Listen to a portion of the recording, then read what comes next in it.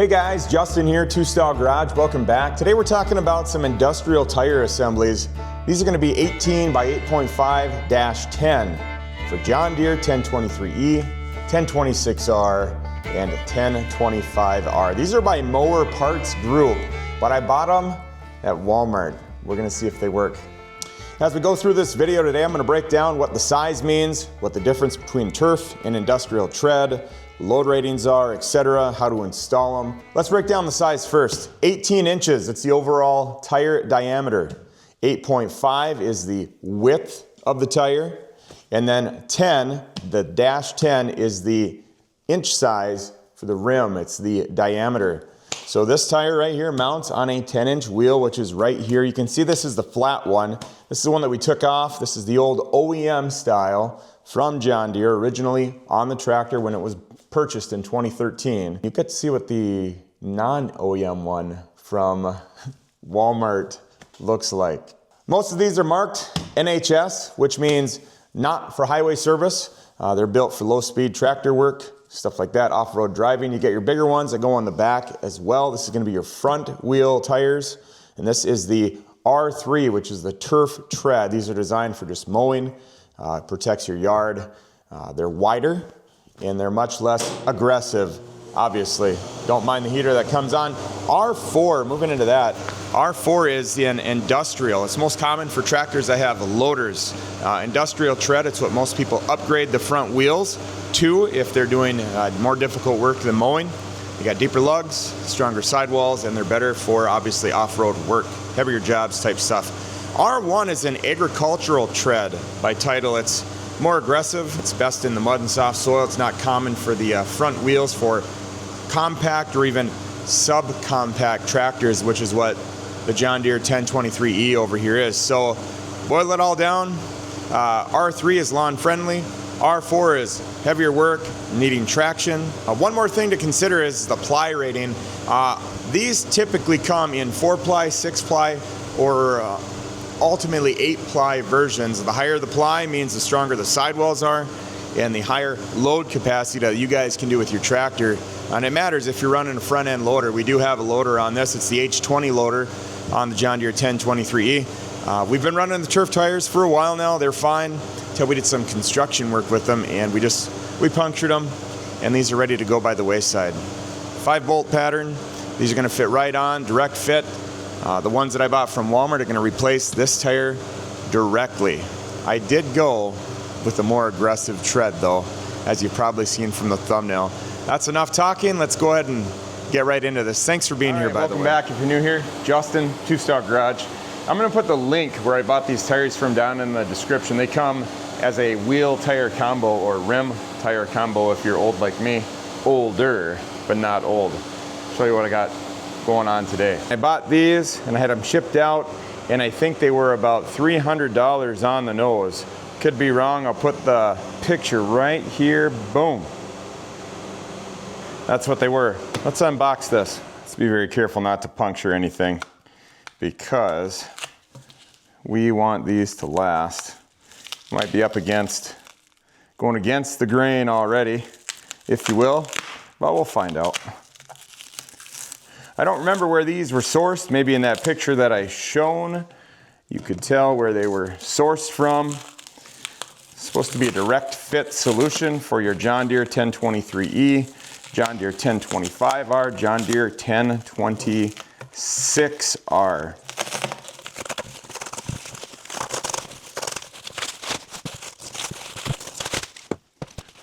Well, first impression, not too bad. What's that? Gum? Somebody's ABC gum. That means already been chewed, by the way. They look pretty good. All right, so you can see I went with the aggressive tread on this. It's gonna be directional. Yep, it's gonna go on the inside. Kenda tires. It's gonna go on the outside. Kind of like, right, there we are. There's our current rim and tire combo. And as you can see, we are off the beat entirely here. So it is not going to work out. I was driving this, stick my fingers all the way in there. That's this side. Let's go look at the other side real quick. Just pop around here. Got Crystal over here. This one's got a bit of a problem as well. Thankfully, we're gonna get these replaced. The inside seems to be coated nicely. Time will tell how these wear. Obviously your tires are gonna do good. The paint seems good. Let me smell it here. It smells like the inside of a tire store, like Graham Automotive, Goodyear, Firestone, that type of stuff. It is seeming to be paying off. Let me try to figure out how much it would be to buy rims from the Deere dealership. See if I can figure that out, and I'll put it up here right now. And if I didn't show this, that means I couldn't find it. So that would be how much it would cost if I bought it from Deere. Of course, you've seen how much it was when I bought it through Walmart.com. Got a leaky axle seal over there. It's really coming out. Got to get that done as well. Not today, it's going to be a different video. I drove with these rims and tires for as long as I possibly could. I'm telling you, I was out driving in the snow in four-wheel drive and having to lock in the rear end so I could keep going, as I just kept traveling with just the rims basically spinning in those front tires. It's kind of nice because this swivels up and down. Old shot. Let's see. I mean, the rims, they look pretty much identical, to be honest. So you guys think that John Deere is sourcing their rims from the same place or a different place? And I'm completely putting the buggy ahead of the horse because I haven't even looked yet to see if I was able to find buying these through John Deere. Maybe they just send you to Walmart, but I kind of doubt that. Let's keep moving forward. Take a look, see if you got any leaks. No axle leaks, nothing like that. I could probably check the oil in the front axle. This is the John Deere 1023E, like I said. Purchased this several years ago. And I'm just looking at this here. It is bone dry. So we want it to come up just to the top of this part right here. Can you see that? Probably not. You see Crystal's tail though. And I'm just dropping some O'Reilly Special Master Pro 7590 gear oil in. I don't know what type of oil you're supposed to run in this. It's not like it's moving at a high rate of speed or high RPMs. Looks like, is that gonna come off? No. So, I don't think it's gonna be a huge issue. See if we can just get it to touch the bottom there. I got a cold or something, or I don't know. I don't know what I got. All right, just got it to touch this right up towards the top of these ribs right here. So I'm gonna throw it back in. We're doing good. I made a mess, unfortunately. Got a lot of puddles of gear oil and transmission fluid all over these parts of the garage. With the Liberty's got an axle seal out, so that's leaking gear lube. And then the black Jeep has a transmission cooler leak. So, you know, just a few things.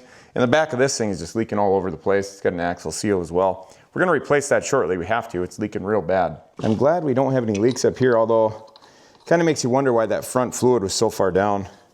So we will find out, actually, if we do in fact not have any leaks, or perhaps it just leaked down so low it wasn't coming out the seals. I'm gonna stay optimistic here as we move forward. I don't think you can say Walmart based, really. What would we say? I mean, Walmart's definitely the party that's got it listed on their site. 1, 2, 3, 4, 5. When you're doing this, make sure you got this flush. You don't want to have this overlapping or anything like that. You're going to bend your wheel. All right, one down. There we go. It's looking good. We'll see how much it has for air pressure in it. It feels pretty stiff right now, but that's going to be expected. Let's hit up the other side. What am I going to do with the old rims? I am not for sure. Suppose I'll just get rid of them. Whoa, it's tighter. Guess I got to use a little more brake-free powder. There we go.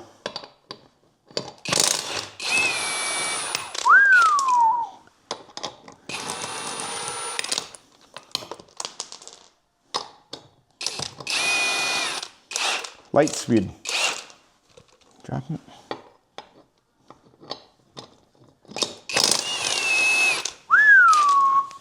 All right, there's 5 lugs. This one is flat. I did not think I was gonna do a video on this, but I'm glad that I did, because I get to hang out with you guys and gals. So it's making that noise because it's not up. No leaks on this side as well. Again, hopefully that's for good reason, like it's actually sealed, and not that we just didn't have any fluid left in there. These will stay if you treat them nice and gently. There we go. 2, 3, 4, 5, 6, 7, 8, 9, and 10. How do you feel when you put things on for the first time? Do you use a special like lug socket so you don't scratch the rim? We're using what we got. It scratches.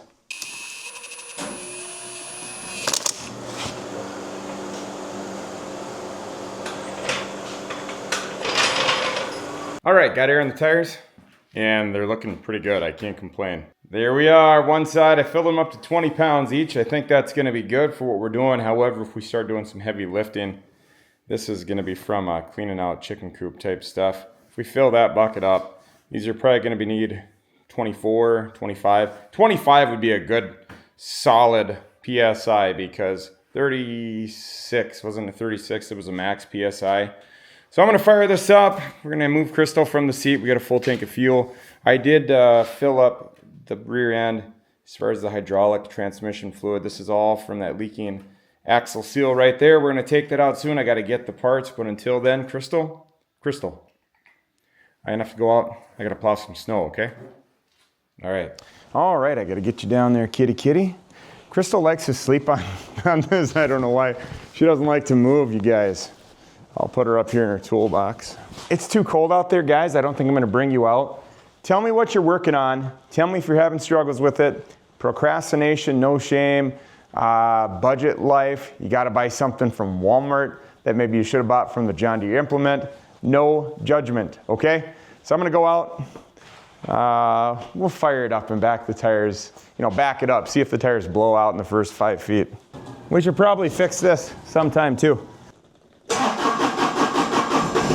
Whoa.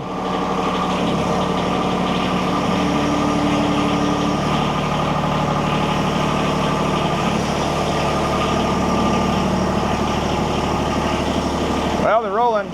Well, you guys know I couldn't leave you hanging, so I went ahead, I did the back driveway, did the middle, and I did the front. Everything worked out. I rammed into the snowbanks just like I would have with the OEM tires. 2013 John Deere 1023E. Still haven't gotten my voice back all the way from losing it earlier, but they held up really well. If something goes wrong, you guys will know, especially if you're following along here as we live out the budget life, trying to keep things maintained and just doing the best job that we can. Everybody have a good night.